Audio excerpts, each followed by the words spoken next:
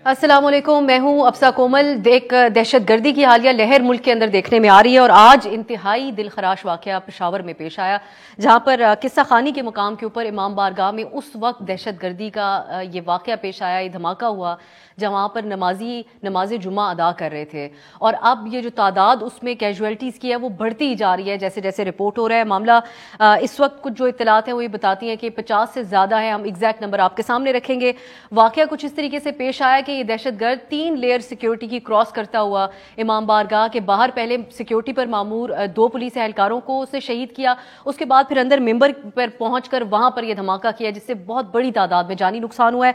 इस वक्त जो वजीर दाखिला ने आकर इनिशियली ये बताया कि कोई सिक्योरिटी थ्रेट नहीं था, इस हवाले से साजिश करार दिया जा रहा है हुकूमत की तरफ से मुल्की अमन व अमान के हवाले से इस वाक़े को।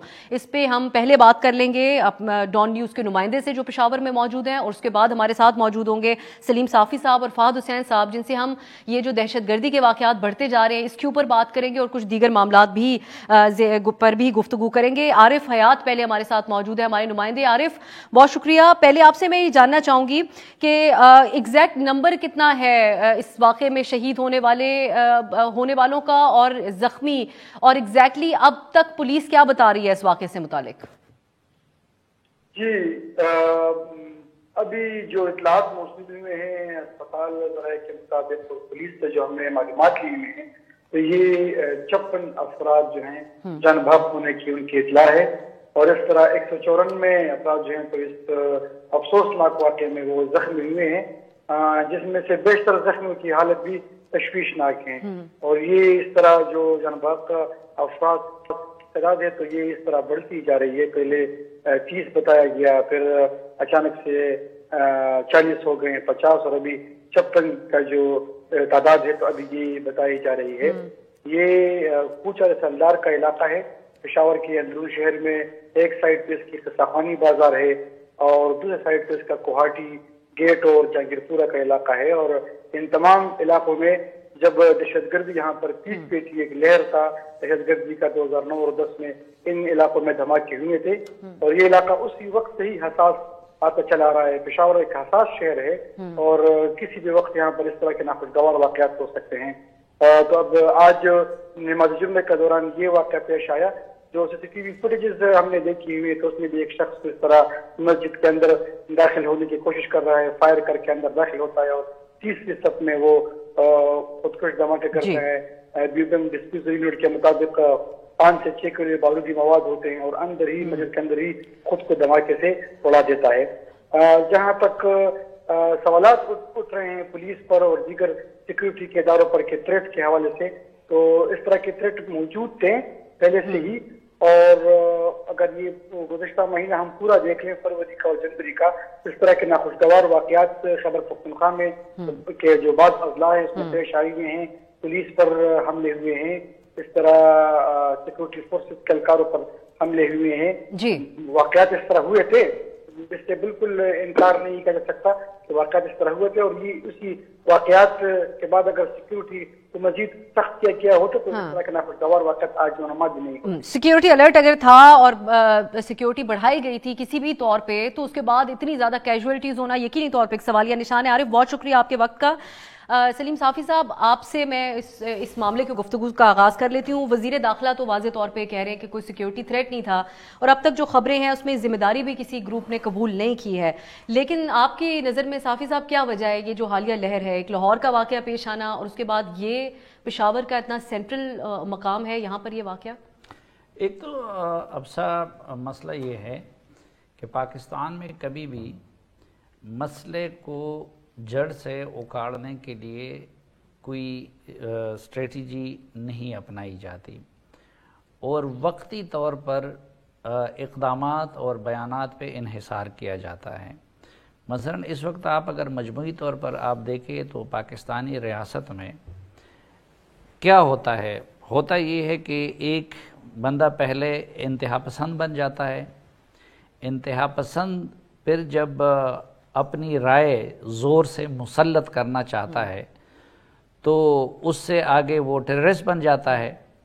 फिर हर किसी का अपना अपना तरीक़ा होता है, कोई उसका इजहार ख़ुदकुश के ज़रिए करना चाहता है, تو مجموعی جو ماحول ہے، مثلا مسئلہ یہاں سے شروع ہے کہ اس ریاست میں مذہب کو تزویراتی اور سیاسی مقاصد کے لیے ایک ٹول کے طور پر استعمال کیا گیا۔ اس وقت حکومتی سطح پہ وہ کام اور بھی زوروں پہ ہے، نمبر 1۔ نمبر 2 یہ ہے کہ آپ نے افغانستان میں جب اس نظریے، اس عقیدے کی بنیاد پہ جو قوت اقتدار میں آئی، ان کو فیسیلیٹیٹ بھی کیا اور ان کو سیلیبریٹ بھی کر رہے ہیں، تو کیوں نہ اسی عقیدے اور اسی نظریے کے لوگوں کو اس طرف مورال ان کا بوسٹ کیوں نہیں ہوگا؟ تو وہ مورال بھی بوسٹ ہوا ہے، لیکن ریاست کو اس چیز کی کوئی فکر نہیں ہے۔ پھر تیسری چیز یہ ہے کہ ٹی ٹی پی، یہ تو ابھی ٹی ٹی پی کو بڑی حد تک افغان طالبان نے روکا ہوا ہے، ورنہ جتنی تیاری ٹی ٹی پی کی ہے اس وقت افغانستان میں، جتنے ان کے ساتھ سوئسائڈرز ہے، اگر خدا نخواستہ افغان طالبان ان کو چھوڑ دے پاکستان کی طرف تو ہم 2014 کو بھول جائیں گے۔ آج کے بارے میں اب داعش کا مسئلہ ہے، تو داعش افغانستان میں چونکہ طالبان بھی اسی طرح کی ایک قوت ہے، تو وہ تو ان سے ایزیلی نمٹ سکتے ہیں اپنی جیسی ایک طاقت کے ساتھ۔ میرے خیال میں اب داعش میں بھی زیادہ رخ کر لیا ہے پاکستان کی طرف، اور آج کی کارروائی کے بارے میں بھی یہ لگتا ہے کہ شاید یہ داعش نے کی ہوگی، ابھی تک انہوں نے ذمہ داری قبول نہیں کی ہے، کیونکہ ٹی ٹی پی نے اپنی جو نئی پالیسی دی ہے اس میں اسی طرح پبلک کو ٹارگٹ بنانا انہوں نے منع کر دیا ہے۔ لیکن میں ابھی اگر آپ کو یہاں پہ دکھاؤں اپنا واٹس ایپ جو ٹی ٹی پی کا، تو پچھلے مہینے میں شاید ہی کوئی ایسا دن گزرا ہو کہ جب خیبر پختونخوا میں ٹی ٹی پی نے کوئی نہ کوئی کارروائی نہ کی ہو، لیکن ہماری حکومت، ہمارا میڈیا، ہم تو ادھر دوسرے ڈراموں میں بزی ہے۔ پھر ایک اور وجہ اس کی یہ ہے کہ دیکھیں آپ نے اس کے لیے جو ادارہ بنایا تھا نیکٹا، وہ اس وقت ایک بیگار کیمپ ہے، آپ نے جس پولیس افسر کو سزا دینی ہو تو آپ ادھر اس کو بھیج دیتے ہیں۔ پھر پچھلے دور میں آئی بی نے بڑا ایک بنیادی کردار ادا کیا تھا کاؤنٹر ٹیررزم میں۔ عمران خان صاحب نے آ کے پہلے اس کو تو اینٹی کرپشن کا ادارہ بنا دیا، اور پھر اب اس کو سیاستدانوں اور میڈیا کے پیچھے لگایا ہوا ہے۔ اسی طرح آپ دیکھیں کہ سوشل میڈیا، ان کے پروپیگنڈے کا اور ان کے ابلاغ کا اس وقت بھرپور طریقے سے داعش، ٹی ٹی پی، یہ سب لوگ اس کو استعمال کر رہے ہیں، لیکن آپ نے ایف آئی اے کو کس پہ لگایا ہوا ہے؟ صحافیوں کے پیچھے لگایا ہوا ہے کہ وہ فہد حسین کی زبانبندی کرے، آپ وہ میری زبانبندی کرے۔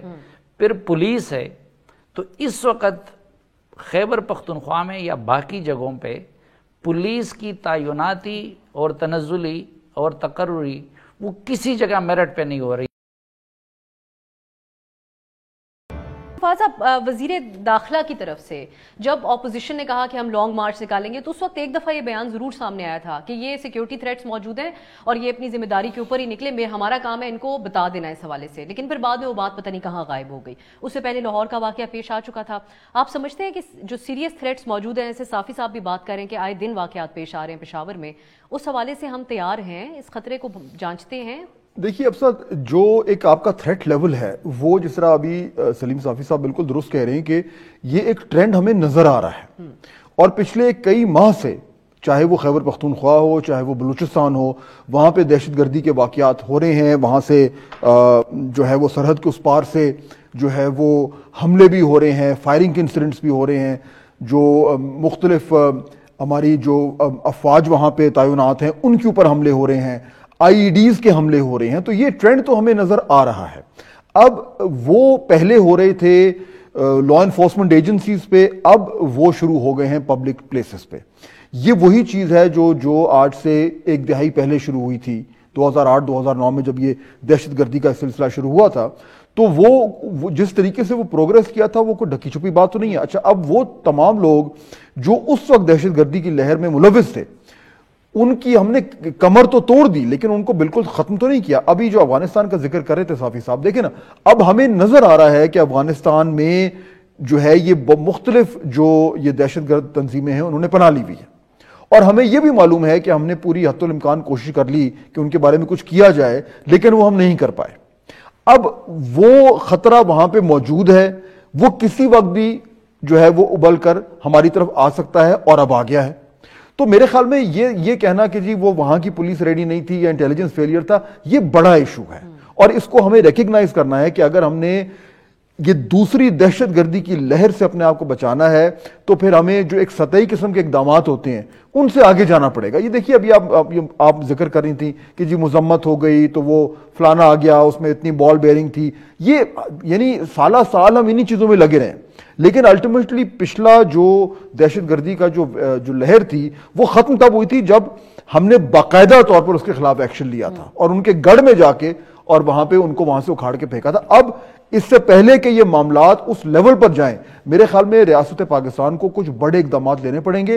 ये छोटे छोटे चीजों से ये मामला। और एक जो हुकूमती बयानी आ रहा है, आप दोनों इसके ऊपर कमेंट कीजिएगा, इसको साजिश करार दिया जा रहा है क्योंकि अब एक ऐसे वक्त में ये हुआ कि ऑस्ट्रेलिया की टीम 24 साल बाद इस वक्त खेल रही है, आज टेस्ट मैच चल रहा है। इससे पहले हमने PSL का बड़ा कामयाब इनेकाद किया और ये एक थ्रेट मौजूद था कि कुछ ना कुछ किया जाएगा इस हवाले से, लेकिन क्या इसको सिर्फ एक साजिश कहना काफी होगा या साजिश से बढ़ के है? देखिए मैं सिर्फ एक कमेंट कर दूं, फिर साफी साहब उस पर जवाब देंगे। देखिए ऐन मुमकिन है साजिश हो, लेकिन उससे फर्क क्या पड़ता है? देखिए ना, साजिश है या नहीं है, फैक्ट ये है कि हमला हुआ है और कीमती जानें ज़ाया हुई हैं।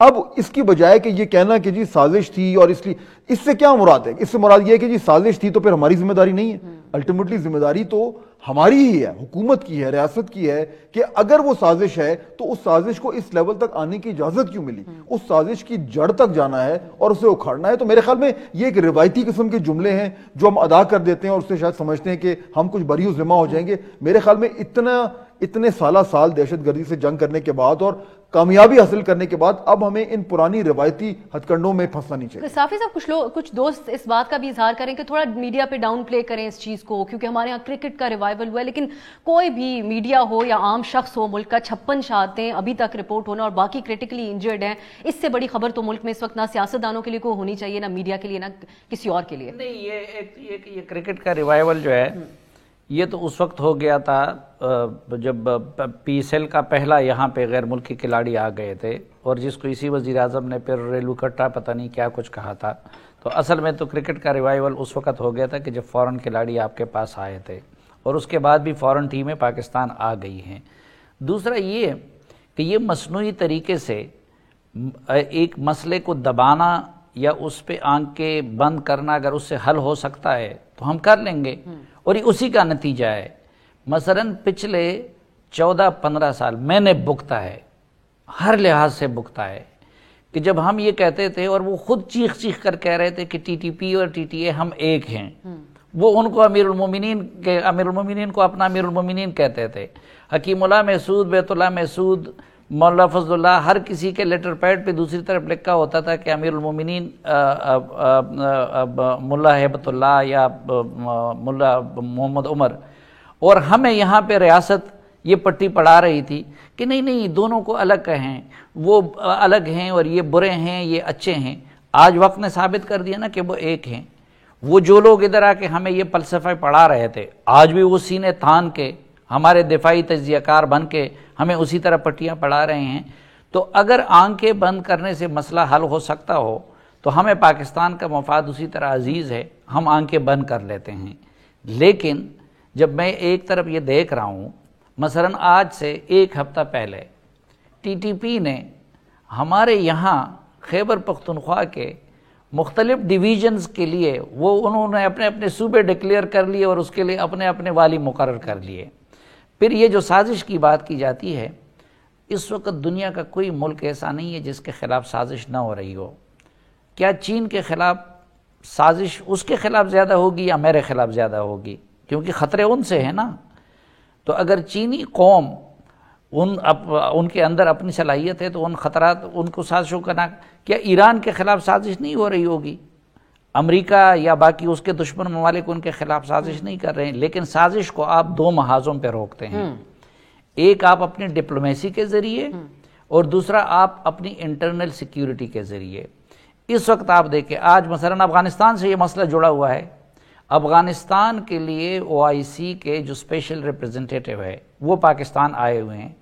आपके वज़ीर ख़ारजा एक हफ्ते से किस चक्कर में लगे हुए हैं? सियासी उधर जो है जाके सियासी ड्रामे कर रहे हैं, उसी में लगे हुए हैं।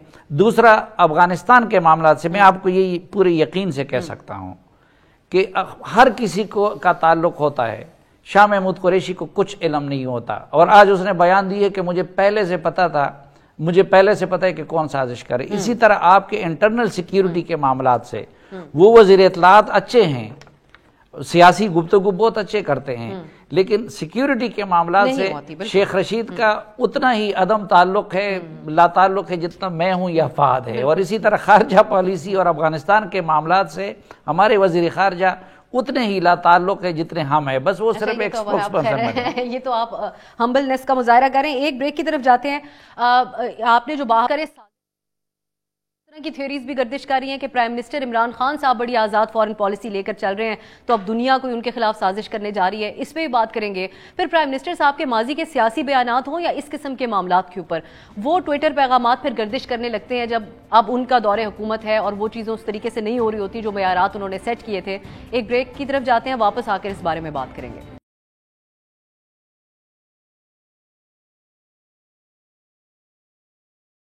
بریک کے بعد خوش آمدید۔ ہم بات کر رہے ہیں جو انتہائی ایک دلخراش واقعہ آج پشاور میں دہشت گردی کا پیش آیا، کیا اس کی وجوہات ہیں اور کیوں یہ واقعات بڑھتے ہی جا رہے ہیں۔ 56 افراد کی شہادت اس میں ہوئی ہے اور کئی لوگ زخمی ہیں۔ اس حوالے سے آپ ڈان نیوز پہ مسلسل تازہ ترین اپڈیٹس بھی دیکھ رہے ہیں۔ صافی صاحب آپ بھی اس پہ کامنٹ کریں، اور فہد صاحب اگر آپ پہلے اس پہ بات کر لیں۔ آج ایک ٹویٹر پیغام پرائم منسٹر عمران خان صاحب کا 2018 کا، جس میں انہوں نے کہا کہ نواز شریف کی حکومت، یہ کیا کوئنسیڈنس ہے کہ جب مشکل میں آتی ہے تو دہشت گردی کے واقعات بھی بڑھ جاتے ہیں۔ اب اس کو کچھ لوگ اپلائی کر رہے ہیں خود خان صاحب کے دور حکومت کے ساتھ۔ کیا اس قسم کے بیانات سے اجتناب کرنا چاہیے کیونکہ کل کو دہشت گردی کا تو کچھ پتہ نہیں؟ یہ میرے خیال میں بڑا مذاکرہ خیز بیان ہے، یہ اس وقت بھی جب آیا تھا تو میرے خیال میں یہ اس کی مذمت کرنی چاہیے تھی، کیونکہ دیکھیں آپ اس میں آپ انسینویٹ کیا کر رہے ہیں؟ آپ یہ کہہ رہے ہیں کہ کسی سیاسی مقاصد کے لیے اس طرح کی جو ہے وہ دہشت گردی ہو رہی ہے، اس طرح کی کارروائیاں ہو رہی ہیں۔ میرے خیال میں یہ تو بالکل ہی نہ عمران خان صاحب کو اس وقت کہنا چاہیے تھا اور نہ ہی کسی اور کو اس وقت ان کے لیے کہنا چاہیے۔ دونوں طریقے سے غلط ہے۔ اس سے ہم جو ٹیررزم ہے اور جو دہشت گردی ہے اس کا اثر ہے، اس کو ہم کم کرتے ہیں، ہم اس کو ڈائلیوٹ کرتے ہیں، ہم اس کو بھی پولیٹیسائز کرتے ہیں، جبکہ یہ ایسی بات نہیں ہے۔ اور دیکھیے کسی ملک میں اگر یہ کوئی نئی چیز ہو رہی ہو تو چلیں پھر بھی کوئی سوچے کہ جی ان کا ایکسپیرینس نہیں ہے۔ جتنا لاشیں اس ملک نے اٹھائی ہیں اس کے بعد اگر اس طرح کے بیانات دیے جائیں یا رپیٹ کیے جائیں یا ان کو سیاسی مقاصد کے لیے استعمال کیا جائے تو میرے خیال میں دکھ ہی ہوتا ہے، اس کے علاوہ اور کیا کہہ سکتے ہیں۔ صافی صاحب اب یہ بھی ساتھ ہی بتا دیجیے گا کہ اب سب سے زیادہ غور طلب باتیں کیا ہیں افغانستان کے حوالے سے دیکھتے ہوئے دہشت گردی کی روک تھام کے لیے؟ سب سے زیادہ امپورٹنٹ چیزیں کیا ہیں جس پہ نظر رکھنی ہوگی؟ دیکھیے سب سے پہلی بات تو یہ ہے کہ آپ نے اس سے متعلق ایک کمپریہنسو پالیسی بنانی ہے کہ جس میں سول ملٹری کے ادارے، خیبر پختونخوا کی حکومت، ان کی ایک مشترکہ اپروچ ہو۔ اب مثلا دنیا یہ کہہ رہی ہے کہ آپ افغان طالبان کی حکومت کو لانے میں اور دنیا کو شکست دینے میں آپ لوگوں نے کردار ادا کیا ہے۔ اب ایک تو یہ ہے کہ دنیا کو ہمیں اس الزام کو رد کرنے کے لیے عملی اقدامات کرنے چاہیے تھے۔ ہمارے پرائم منسٹر نے اس پہ یہ کہہ دیا کہ جی انہوں نے غلامی کی زنجیریں توڑ دی، انہوں نے یہ کر دیا، انہوں نے وہ کر دیا، ٹھیک، جس کی وجہ سے دنیا کے اس الزام کو مزید تقویت مل گئی۔ دوسرا پھر یہ تھا کہ اس وقت ہم کہتے ہیں کہ بھئی ان کو اپنی حکومت خود کرنے دیں۔ اب طالبان کا وزیر خارجہ بھی ہے، ان کا سپوکس مین بھی ہے، وہ اپنی ترجمانی خود کر سکتے ہیں۔ دنیا کا ان کے ساتھ انٹریکشن جو ہے قطر میں بھی سارے ممالک کے ساتھ، امریکہ اور مغرب اور باقیوں کے ساتھ ان کے ہیں، تو ان کو اپنے حال پہ چھوڑ دیں۔ ہمیں ان کا وکیل اور ترجمان نہیں بننا چاہیے۔ لیکن ایک طرف ہماری حکومت جو ہے وہ لگے ہوئے ہیں اپنے سیاسی مقاصد کے لیے یا رائٹ ونگ کے ووٹ کو حاصل کرنے کے لیے ان کی ترجمانی کرے، ایک تو یہ کام چھوڑ دینا چاہیے۔ دوسری بات یہ ہے کہ یہ تو ثابت ہو گیا کہ بھائی ٹی ٹی پی پہ وہ یہ کہہ رہے ہیں کہ آپ ہمیں کرنے دیں۔ آپ نے اس میں بھی افراط و تفرید سے کام لیا۔ مثلا پہلے دڑا دڑ آپ نے ان کے ساتھ جلدی کر دی اور ان کے ساتھ ایک جا کے ٹی ٹی پی کی قیادت سے خود ملے اور ان کے ساتھ یہ کمٹمنٹ کر لی کہ ہم آپ کے 102 لوگوں کو رہا کریں گے، جس میں مسلم خان اور ایسے لوگ بھی تھے کہ جو عدالتوں سے ان کے تھے۔ درمیان میں افغان طالبان ثالث بن گئے۔ وہ اب افغان طالبان ان کے سامنے ایمبیرس ہو گئے کیونکہ وہ پھر ایک مہینہ کا ٹائم تھا نا، ادھر پھر آپ ٹی ایل پی کے معاملے میں لگ گئے، آپ انٹرنل پالیٹکس میں لگ گئے. تو افغان طالبان اور ٹی ٹی پی والے کہتے ہیں کہ یار آپ لوگوں نے اپنا وعدہ پورا نہیں کیا. اس وقت بھی ان کے ساتھ وہاں لوکل لیول پہ انگیجمنٹ جاری ہے, اور ٹی ٹی پی کا مسئلہ پشاور کی سطح پہ پولیٹیکل لیڈرشپ نہیں کسی اور جگہ سے ہینڈل ہو رہا ہے. ابھی چند روز پہلے بھی ان کے کچھ لوگ چھوڑے گئے.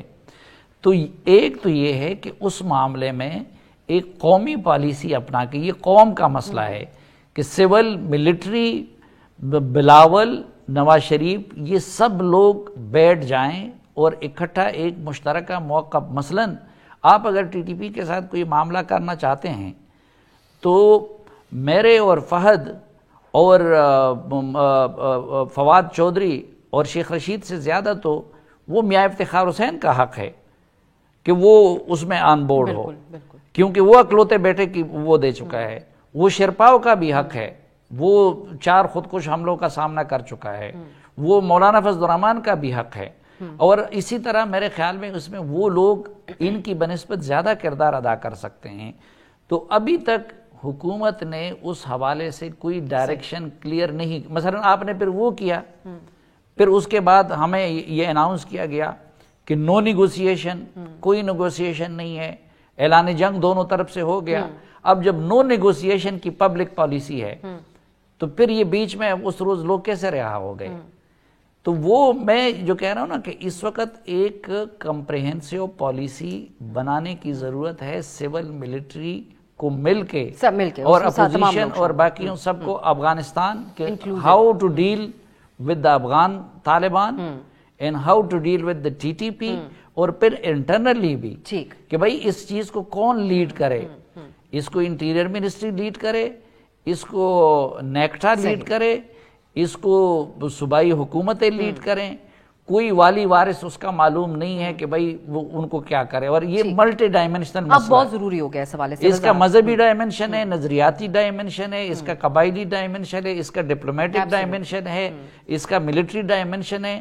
تو ان سب ڈائمینشن کو ایڈریس کرنے کے لیے کمپریہنسو پالیسی بنانی ہوگی جو ہمارے پاس آج تک نہیں. اچھا, ایک فورن پالیسی کے اوپر بھی فاضل صاحب آپ کی موجودگی کا فائدہ اٹھاتے ہوئے بڑی تفصیلی طور پہ آپ کے ہم خیالات پڑھ چکے ہیں اخبارات کے اندر بھی, لیکن جہاں یہ شیکلز آف سلیوری والی بات ہے, غلامی کی زنجیریں, اگر اس بیان کا یہ نقصان دہ رہا تو اب تو ہم اس سے 4 قدم آگے بڑھ کے بات کرتے ہیں. پرائم منسٹر عمران خان صاحب کہتے ہیں کہ امریکہ کو جس طرح میں آزاد پالیسی اختیار کرتے ہوئے جواب دے رہا ہوں, زرداری اور نواز شریف نے تو کبھی جواب نہیں دیا. یہ ہماری آفیشیل ایک پوزیشن اس وقت واضح ہو چکی ہے. یہ معاملات ٹھیک چل رہے ہیں فورن فرنٹ پہ؟ دیکھیے, معاملات اس طریقے سے ٹھیک نہیں چل رہے کہ اگر عام حالات ہوتے تو آپ پھر بھی یہ کہہ سکتے تھے کہ جی آپ کی بیان بازی ہے اور اس کا کوئی امپیکٹ نہیں ہو رہا جو لارجر ایشوز ہیں. لیکن بدقسمتی سے یہ موقع ایسا آیا ہے کہ روس نے یوکرین پہ کر دیا ہے حملہ, اور ہماری جو پرائم منسٹر کی جو وزٹ کی ٹائمنگ ہے وہ ہو گئی ہے غلط. اب اس میں ہمارا کنٹرول تو نہیں تھا, پیوٹن نے ہمارے سے پوچھ کے تو حملہ نہیں کیا, لیکن اس حملے کے بعد ہمارا وزٹ اور اس کا فال آؤٹ, یہ امپورٹنٹ چیزیں ہیں ہمارے لیے. اور اس میں گڑبڑ یہاں پہ آپ بالکل افسر درست کہہ رہی ہیں کہ دیکھیے ایشو یہ ہوا ہے کہ ہماری سٹیٹڈ پالیسی ہے کہ جی ہم کسی ایک کیمپ پہ نہیں ہیں, یہ ہماری سٹیٹڈ پالیسی ہے, ٹھیک ہے, اچھی پالیسی ہے. اب انفارچونیٹلی یہ ٹائم ایسا آ گیا ہے کہ اب آپ کو ثابت کرنا پڑ رہا ہے کہ جو آپ کہہ رہے ہیں ایکچولی آپ کر بھی رہے ہیں. اور کیونکہ روس نے حملہ کر دیا ہے اور وہ 2 کیمپ آلریڈی بن گئے ہیں, تو اب پاکستان نظروں میں آ گیا ہے. اب ایسے وقت پہ بہت ہی خیال سے آپ کو چلنا ہے, یعنی لٹرلی آپ کو پھونک پھونک کر قدم لینے. ہم کیا کر رہے ہیں, ہم نے بڑک بازی شروع کر دی ہے. آپ نے روس کا وزٹ کر لیا, چلیں ہو گیا. اور میں تو ذاتی طور پر جس طرح آپ نے کہا, میں نے لکھا بھی تھا کہ میرے خیال میں وہ وزٹ ہونا چاہیے تھا.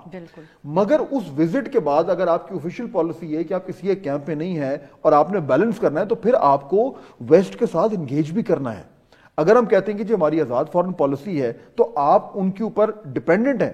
آپ کی آزاد فارن پالیسی میں ختم ہو جاتی ہے جب آپ نے آئی ایم ایف کے پاس جو ہے وہ پیسے لینے جانے ہیں, یا آپ نے ایف اے ٹی ایف سے گرے لسٹ سے نکلنے کے لیے ان مغربی ممالک کی آپ کو مدد کی ضرورت ہے. تو آپ کہنے کو, اگر آپ کہتے ہیں آزاد پالیسی ہے تو کہنے سے تو نہیں ہو جائے گا. تو وہ جو بیلنس ہمیں چاہیے اس وقت, مجھے وہ ہوتا ہوا نظر نہیں آ رہا, اور یہ پرابلم. اور یہ ڈومیسٹک کنزمپشن کے لیے بیانات دیے جا رہے ہیں یا چین اور روس؟ دیکھیے انفارچونیٹلی میرے خیال میں, یعنی I hope I am wrong, لیکن مجھے یہ لگتا ہے کہ اس وقت حالات جو ہیں جہاں پہ جو فارن پالیسی کے حوالے سے ایک اتنا بڑا چیلنج ہمارے سامنے آ گیا ہے، اور جو انٹرنل پالیٹکس ہے اس میں بھی ایک بہت بڑا بحران ہمارے سامنے آیا ہوا ہے جس پہ ہم بات کریں گے۔ مجھے یہ شک ہو رہا ہے کہ جب اس طرح کی بیان بازی کی جا رہی ہے تو ایک نظر ڈومیسٹک پالیٹکس میں ہے۔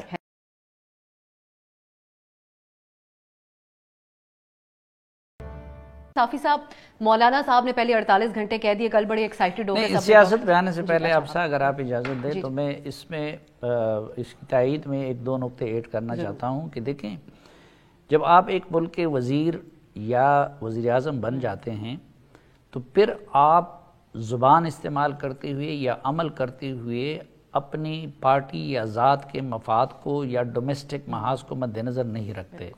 یہ اس لیے بڑا مشکل کام ہوتا ہے کہ آپ کو دل پہ پتھر رکھ کے وہ کام کرنے پڑتے ہیں کہ جو ملک کی مفاد میں ہوتے ہیں۔ اب ہم نے کیا کیا؟ پہلی بات تو یہ ہے کہ یہ ڈائریکشن کہ ہمیں ایسٹ کی طرف جانا ہے اور چین اور روس کو انوالو کرنا ہے، ان کی طرف جانا ہے، یہ آصف زرداری اور جنرل کیانی کے دور میں یہ فیصلہ ہوا تھا سلالہ کے بعد کہ بھئی امریکہ سے ہماری دوستی مستقل نہیں ہو سکتی۔ اور زرداری صاحب جب پہلی مرتبہ روس جا رہے تھے تو ہلری کلنٹن نے ان کو تھریٹ بھی کیا تھا۔ اچھا، پھر سی پیک کا ایم او یو بھی زرداری کے دور میں سائن ہوا۔ پھر نواز شریف کے دور میں تو ایسا لگ رہا تھا کہ انہوں نے سارے انڈے چین کے باسکٹ میں ڈال دیے۔ تو اگر یہ کریڈٹ ہو کہ روس اور چین کی طرف جانے کا تو یہ تو پھر زرداری اور ان کو جاتا ہے۔ ادھر مسئلہ کیا ہوا کہ انہوں نے چین کے اس اعتماد کو بھی برقرار نہیں رکھا۔ اس وقت چینی مثلا سی پیک کا جو سیکنڈ فیز وہ 2019 میں شروع ہونا تھا، آج یہ صرف ہمیں خوشخبری دے رہے ہیں وہ شروع نہیں ہوا ہے۔ جے سی سی کی میٹنگ بھی ابھی نہیں ہوئی جو سی پیک کے اس کا ہے، کیونکہ چینی قیادت سر پکڑ کے بیٹھے کہ کن لوگوں سے واسطہ پڑا ہے۔ اچھا، روس کے ساتھ کیا آپ نے اپنی اکنامک ڈیپینڈنسی ایک دوسرے پہ اتنی بڑھا دی ہے جتنی انڈیا کی ہے؟ نہیں، ہم روس کو بھی قریب نہیں لا سکے، اور ادھر ہم امریکہ کے غضب کو زبانی بیانات سے وہ دعوت دے رہے ہیں۔ مثلا پہلی بات تو یہ کہ امریکہ بھی جب آپ امریکہ گئے تھے تو اگر واقعی اس طرح ہے تو جو دھوم دھڑکا ہوا تھا اس کے بعد، اور کیا چین یا روس سے واپسی پہ آپ نے کیا تھا؟ ٹرمپ کے وعدوں پہ آپ نے کیا تھا۔ پھر یہ ہے کہ ہمارا اس وقت اکنامکلی انحصار موسٹلی ابھی تک ہمارا ویسٹ پہ ہے۔ ڈپلومیٹکلی آپ دیکھیں کہ روس جیسی طاقت کو اس نے چند دنوں میں کیسے پچھاڑ کے رکھ دیا ہر محاذ پہ۔ جب آپ ادھر بھی جا رہے تھے تو اس وقت ہمارے آرمی چیف برسل میں نیٹو ہیڈ کوارٹر میں کیوں تھے؟ کیونکہ وہ جانتے ہیں کہ ہماری ویسٹ کے بغیر اتنا وہ نہیں ہے۔ ادھر آپ ڈومیسٹک کنزمپشن کے لیے ہمیں پتہ ہے کہ اندر سے آپ کتنے اینٹی امریکن ہیں، اور یا ویسٹ کے بارے میں آپ کے کیا، ایک طرف آپ محمد صادق کے جواب میں جا کے گولڈ سمتھ کے لیے کیمپین کے بیٹے کے لیے کیمپین چلاتے ہیں، وہ چیزیں ہم بلا دیتے ہیں، لیکن اس کا نقصان یہ ہو رہا ہے کہ چین اور روس کے اعتماد کو کہ، لیکن مجھے تو لگتا یہی ہے جو پولیٹیکل اس کا ہے نا، کہ پاکستان میں عموماً یہ ہوتا ہے کہ جب آخری وقت آتا ہے اور آپ نے دوبارہ پبلک میں جانا ہوتا ہو تو اس کے لیے ایک اچھا ٹول یہ ہوتا ہے کہ آپ امریکہ کے خلاف بولنا شروع کر دیتے ہیں، اور امریکی بولنے سے کا برا نہیں بناتے، ان کے ملک کے اندر نوم چومسکی جیسے لوگ بیٹھے ہوتے ہیں، عملی اقدامات کو دیکھتے ہیں، تو عملی اقدامات میں تو سی پیک پہ کام کو روک کے اور یہ افراد و تفرید کر کے تو عملی طور پر تو اس حکومت نے امریکہ کی بڑی خدمت کی ہے۔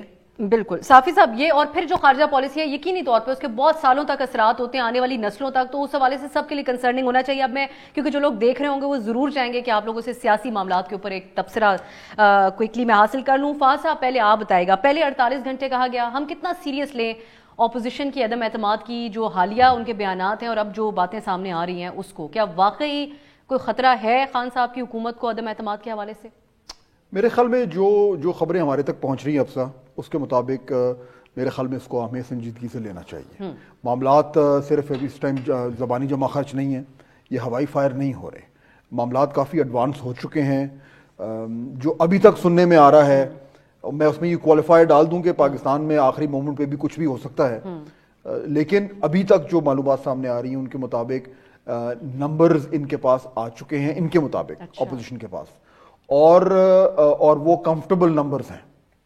اب وہ یہ ظاہر بات ہے کوئی نہیں بتا رہا, یہ تو بڑی ایک خاص ٹاپ سیکرٹ ہے کہ کون سے نمبر ہیں, لیکن کچھ حد تک چیزیں سامنے آنا شروع ہو گئی ہیں, کچھ حد تک یہ بھی منظر یہاں پہ آنا شروع ہو گیا ہے کہ وہ کون لوگ ہیں جو کراس اوور کرنے کو تیار ہو رہے ہیں. یہ اپوزیشن کو تو پتہ ہی ہے, بہت حد تک یہ گورنمنٹ کو بھی اندازہ ہو گیا ہے کہ ہمارے اندر سے کون سے لوگ ہیں جن کے بارے میں خطرہ ہے کہ وہ وہاں پہ جا رہے ہیں. تو اس میں بہت ساری ڈیٹیلز ہیں جو ابھی آہستہ آہستہ سامنے آ رہی ہیں, لیکن صرف میں آپ کے سامنے دو نقطے رکھوں گا. ایک یہ کہ یہ معاملہ سیریس ہے اور یہ واقعی میں اپوزیشن کے پاس کچھ ایمونیشن آ چکا ہے, پہلی بات.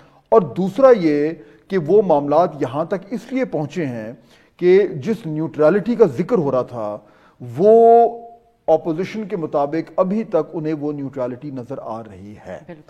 آخری وقت پہ, آخری بال پہ چھکا بھی لگ سکتا ہے, وکٹیں بھی اڑ سکتی ہیں, پاکستان ہے, کچھ بھی ہو سکتا ہے, لیکن آج کا جو رپورٹ ہے وہ یہ ہے کہ اپوزیشن جو ہے وہ بہت برا اعتماد. یہ چند دنوں کے اندر نیوٹرلٹی کا معاملہ بدلنے کو کیسے دیکھ رہے ہیں آپ؟ کچھ ہی دن پہلے مریم اورنگزیب نے کہا کالیں آ رہی ہیں, اور اچانک سے مولانا صاحب بیچ میں کیا ہوا, کچھ ہوا خاص کچھ شیئر کر سکتے ہیں اگر آپ دونوں میں؟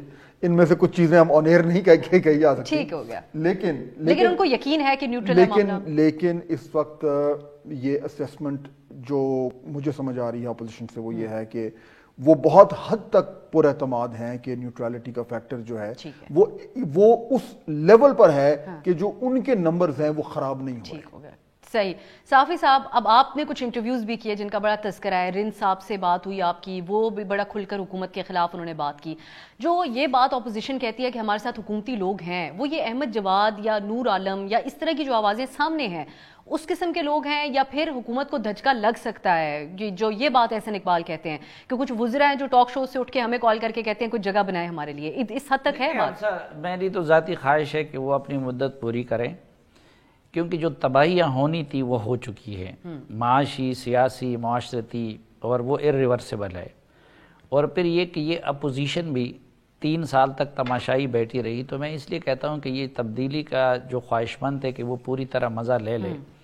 لیکن افسوس کہ میری خواہش کے برعکس وہ جس طرح فہد صاحب نے کہا کہ وہ دیگ جو ہے وہ اپوزیشن کی تقریباً تیار ہو چکی ہے. اچھا, اس کی بنیادی وجہ وہ یہی نیوٹرلٹی ہے. عمران خان صاحب ہم سب جانتے ہیں کہ یہ اقتدار وہ ان اداروں کے برکت سے آئی تھی, قائم تھی. ان کے لیے عدلیہ کو بھی مینج کیا جا رہا تھا, میڈیا کو بھی مینج کیا جا رہا تھا, اور پارلیمنٹ کو بھی مینج کیا جا رہا تھا. اب جب وہ نیوٹرل ہو گئے تو پہلے تو انہوں نے قول سے, لیکن پھر اپوزیشن کو انہوں نے عمل سے بھی یہ یقین دلایا ہے. اچھا, عمران خان صاحب کی پوری کوشش رہی اس دوران کہ امپائر نیوٹرلٹی چھوڑ دے. تو پہلے انہوں نے دھمکیوں کا طریقہ استعمال کیا, پھر جو ہاتھ گریبان میں لے گئے تھے وہ قدموں میں لے گئے, پھر آفرز کرنی شروع کی, گھروں پہ جانا شروع کر لیا, منت اللہ بزدار کو بھی ہٹانے پہ تیار ہے, باقی سب کچھ بھی ہے. تو اس کے بعد بھی امپائر نیوٹرلٹی چھوڑنے پہ تیار نہیں ہے. تو ابھی مسئلہ صرف یہ نہیں ہے کہ اندر سے تو چونکہ اپنے لوگوں کو, تو اعتماد کس چیز کا ہے پرائم منسٹر صاحب کو؟ فل اعتماد میں نظر آ رہے ہیں, ملاقاتیں اتحادیوں سے نہیں, اعتماد کدھر ہے, گھبراہٹ ہے. مثلا گھبراہٹ آپ دیکھیں, جو بندہ نعیم الحق کے جنازے میں نہیں جا سکا, جو بندہ بہت قریبی لوگوں کے جنازوں میں نہیں جاتا, یہ چودھری شجاعت حسین کتنے شدید علیل ہوئے تھے اس سے پہلے, یہ مولانا فضل الرحمان صاحب ان کی عادت کے لیے گئے تھے, اس وقت وہ نہیں گئے, اور آج جا کے وہ قدموں میں بیٹھ گئے. اس مون صلاحی کو 2-2.5 سال وزارت کے لیے تڑپایا کہ نہیں تڑپایا, آج ان کی منت ترلے کر رہے ہیں, ان کے ساتھ 1 to 1 ملاقاتیں کر رہے ہیں. تو اس سے بڑی گھبراہٹ اور کیا ہو سکتی ہے؟ تو گھبراہٹ کی وجہ بھی ان کی بجا ہے, کیونکہ میری توقع سے بھی زیادہ اور خود اپوزیشن کی توقع سے بھی زیادہ ان کی پارٹی کے لوگ وہ صرف ٹکٹ کے بدلے میں وہ نون لیگ کے ساتھ درجنوں کی تعداد میں, کچھ زرداری صاحب نے اپنے طریقے سے وہ کیا ہے, اور کچھ مولانا صاحب کے ساتھ ٹکٹ کے بدلے میں. اگر یہ اتحادی نہ بھی جائے, ان کی کوئی ضرورت نہیں ہے. اور کل سے یہ پروگریس شروع ہوئی ہے کہ خود باپ پارٹی چونکہ یتیم ہو چکی ہے, تو باپ پارٹی کے کچھ لوگ بھی اور MQM بھی ان کے ساتھ بھی رابطے شروع ہو گئے ہیں. تو تعداد مسئلہ نہیں ہے, ٹھیک ہو گیا, وہ کچھ اور نیٹی گریٹی ہے. مثلا کل ایک اختلافی نقطہ یہ تھا کہ وہ یہ کہا جا رہا تھا کہ شہباز شریف وغیرہ کے جو لوگ ہمارے ساتھ آ گئے ان کو منظر عام پہ ابھی لایا جائے. زرداری صاحب کا خیال یہ تھا کہ نہیں, ان کو ووٹنگ کے وقت لایا جائے. تو معاملہ اپوزیشن کا وہ تیار لگتا ہے. چلے یہ انحصار ان کا حکومت کے اندر ہی موجود لوگوں کے اوپر ہے, اتحادیوں سے زیادہ. اس کو آپ دونوں البتہ کنفرم کریں. بہت شکریہ سلیم صاحب اور فہد حسین صاحب, اپنے مصروف وقت میں سے آپ دونوں نے وقت نکالا. ناظرین, گفتگو آپ نے سن لی. یہ سیاسی محاذ کے اوپر تو جو بھی معاملات بنتے ہیں یہ اس پہ بات ہوتی رہے گی آنے والے دنوں میں بھی, لیکن سیکیورٹی ایشوز جو ملک کے اندر موجود ہیں یقیناً ایک بہت بڑا کنسرن ہونا چاہیے. مجھے آج کے لیے اجازت دیجیے, خدا حافظ. ہر پیر سے جمعہ اپنے فیوریٹ شو نیوز آئی کو یوٹیوب پر دیکھنے کے لیے ڈان نیوز کے آفیشیل یوٹیوب چینل پر آئیے, اس کو سبسکرائب کیجیے اور بیل آئیکن کو پریس کیجیے.